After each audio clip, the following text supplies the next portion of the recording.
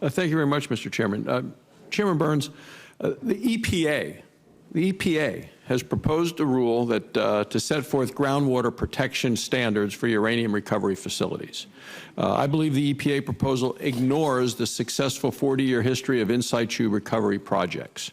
It imposes numerous overly stringent standards that would jeopardize the future of the uranium recovery industry in the United States. I believe the EPA is once again asserting power over another area of the economy, even though they're not the primary agency that Congress created to manage and oversee uranium production. That role belongs to the NRC.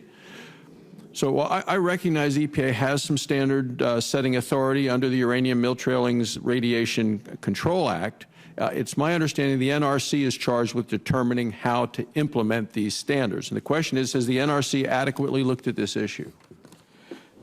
Thank you, Senator. I think we have looked at the issue with respect to the proposed changes to the EPA regulations, I think in 40 CFR Part 192. And our general counsel had submitted commentary with respect to that and some issues we had with respect to. Sure. Do you feel that the NRC was adequately consulted on the rulemaking? I think we had an opportunity to provide input, which we did on it. That's what the general counsel's letter does.